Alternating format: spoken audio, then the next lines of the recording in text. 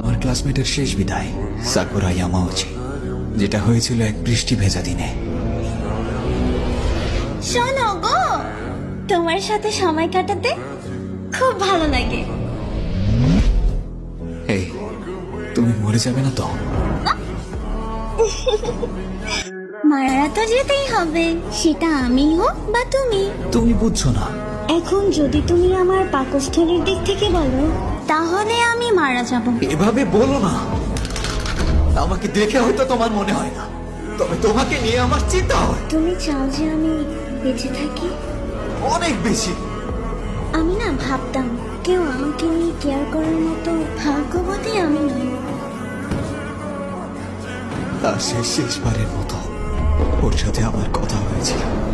যখন আমি মারা যাব, তোমায় আমি জানাবো। আজকের সংবাদ, স্থানীয় একটি হাই স্কুল পড়ুয়া ছাত্রী সাকুরা ইয়ামাউচি